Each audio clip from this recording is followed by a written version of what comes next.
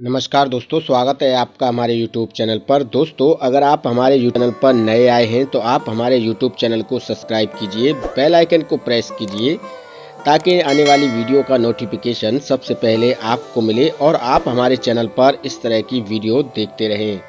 दोस्तों, हम अपने चैनल पर प्रतिदिन आपके लिए ज्ञानवर्धक वीडियो और प्रसंग लेकर हाजिर होते हैं और हम ये कोशिश करते हैं कि हमारी वीडियो से आपका ज्ञान निरंतर इसी तरह बढ़ता रहे और आप हमारे चैनल पर इस तरह की ज्ञानवर्धक वीडियो व प्रसंग देखते रहें। दोस्तों, आज का जो प्रसंग है काफ़ी मोटिवेशनल है, काफ़ी प्रेरणादायक है और मैं उम्मीद करता हूं कि आप इस प्रसंग से ढेर सारा ज्ञान अर्जित करेंगे। दोस्तों, क्या आपको पता है कि राधा जी का विवाह श्री कृष्ण जी के साथ क्यों नहीं हुआ?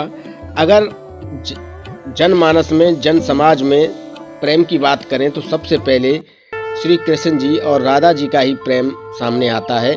बड़ा ही पवित्र प्रेम है, पर कुछ लोगों को ही इसके बारे में पता है और कुछ लोग ये भी बातें करते हैं, ये चर्चा करते हैं कि श्री कृष्ण जी के साथ राधा जी का विवाह क्यों नहीं हुआ था। जब श्री कृष्ण जी राधा जी से प्रेम करते थे तो उनका विवाह श्री कृष्ण जी के साथ क्यों नहीं हुआ था। आज हम इस वीडियो में इन्हीं सवालों के जवाब ढूंढेंगे और इन्हीं सब सवालों के जवाब ढूंढने की कोशिश करेंगे। दोस्तों, आप हमारे साथ वीडियो पर कंप्लीट बने रहें, पूरा लास्ट तक वीडियो को देखें ताकि बेहतर तरीके से आपकी समझ में आए और जब बेहतर तरीके से आपकी समझ में आएगा तो आप इसे अन्य लोगों को भी बेहतर तरीके से समझा सकेंगे। दोस्तों, श्री कृष्ण जो थे राधा जी से प्यार किया करते थे, यानी कि प्रेम करते थे, पर राधा जी का विवाह श्री कृष्ण जी के साथ नहीं हुआ। इसका पछतावा श्री कृष्ण जी को नहीं था, क्योंकि श्री कृष्ण जी और राधा जी दोनों एक ही थे, एक ही स्वरूप था दोनों का। यानी कि राधा जी हमेशा श्री कृष्ण जी के हृदय में वास करती थी और राधा जी के हृदय में हमेशा श्री कृष्ण जी वास किया करते थे। पर मित्रों, आजकल जनमानस में लोग इस बात की चर्चा करते हैं कि श्री कृष्ण जब राधा जी से इतना प्यार करते थे तो उनकी शादी राधा जी से क्यों नहीं हुई। दोस्तों, श्री कृष्ण जी को आत्माराम भी कहा जाता है। स्कंद पुराण के अनुसार श्री कृष्ण जी को आत्माराम भी कहा जाता है, जो कि अपनी आत्मा में ही लीन रहा करते थे और अपनी आत्मा की ही उनका स्वरूप था। दोस्तों, श्री कृष्ण जी जब राधा जी से पहली बार मिले थे तब उनको पहली बार में ही श्री कृष्ण जी को राधा जी से प्रेम हो गया था। आपको एक बात और बताते चलें, ब्रह्म पुराण के अनुसार एक बार श्री कृष्ण जी राधा जी के साथ कुलोक में रहते थे और उनकी दूसरी पत्नी विरजिया श्री कृष्ण जी के साथ कुलोक में भ्रमण कर रही थी। उस समय राधा वहाँ पर उपस्थित नहीं थी। जब राधा कुलोक में वापस आती हैं तो वो देखती हैं कि विरजिया श्री कृष्ण जी के साथ भ्रमण कर रही है, तो वो विरजिया पर बहुत क्रोधित हुई थी। फिर इसके बाद श्री कृष्ण जी के सेवक व मित्र श्री रामा ने राधा को काफ़ी बुरा भला कहा और राधा जी को काफ़ी बुरा भला कहा, तो राधा जी जो है क्रोधित हो गई और राधा जी ने श्राप दिया, श्री रामा को शंखचूड़ नाम का श्राप दिया कि वो अगले जन्म में शंखचूड़ नामक राक्षस बनेंगे।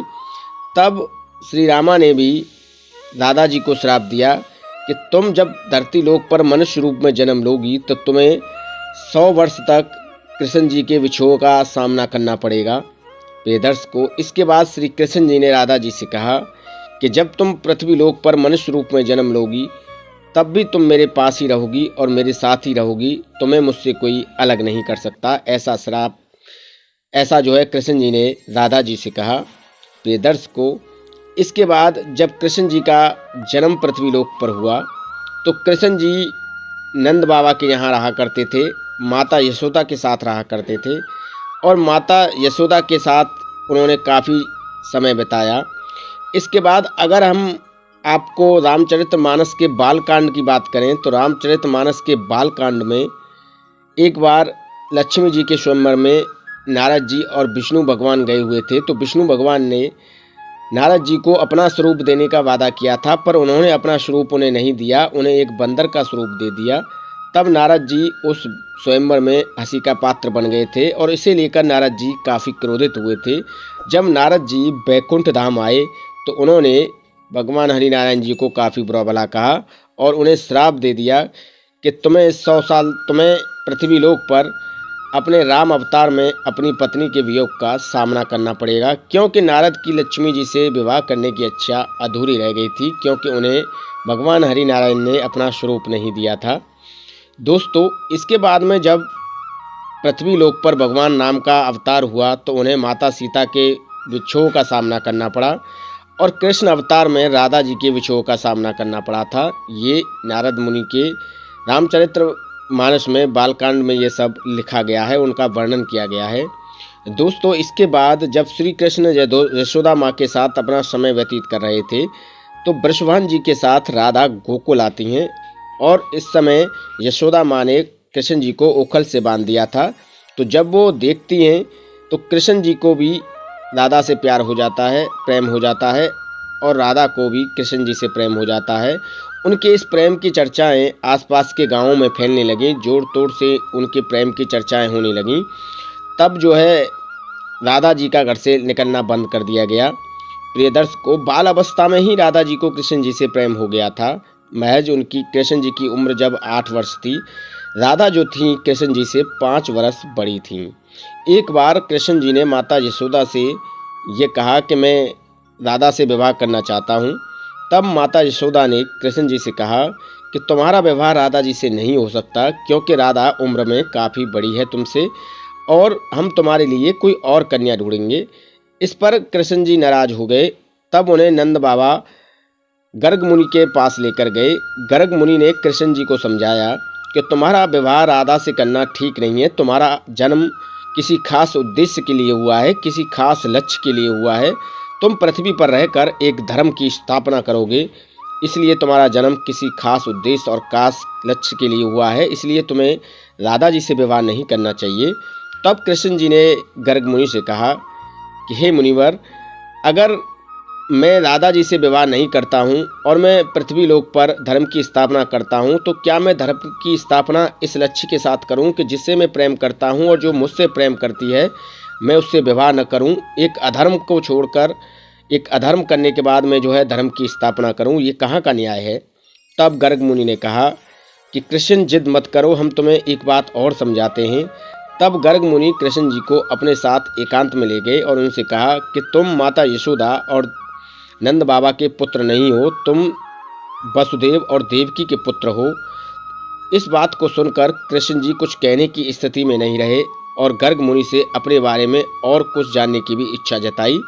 तब गर्ग मुनि ने कहा कि तुम्हारे माता पिता को कंस ने मथुरा कारागार में डाल रखा है और उन्हें छुड़ाने के लिए ही तुम्हारा जन्म हुआ है और भी आगे तुम्हें धर्म की स्थापना करनी है, द्वारकाधीश की स्थापना करनी है, इसलिए तुम्हारा खास उद्देश्य के लिए जन्म हुआ है। तब श्री कृष्ण बिना कुछ कहे वहाँ से उठकर गोवर्धन पर्वत की सबसे ऊंची चोटी पर जाकर बैठ गए और आकाश की तरफ देखने लगे। शाम होते होते वो ज्ञान को परिवर्तित हो गए और उनके अंदर इतना ज्ञान आ गया कि वहीं से कृष्ण जी की दिशा और दशा दोनों ही बदल गईं। प्रिय दर्शक को इसके बाद कृष्ण जी वृंदावन वासियों को छोड़कर अपने माता पिता को कंस की कैद से आज़ाद कराने के लिए कंस के बुलावे पर मथुरा के लिए प्रस्थान कर गए।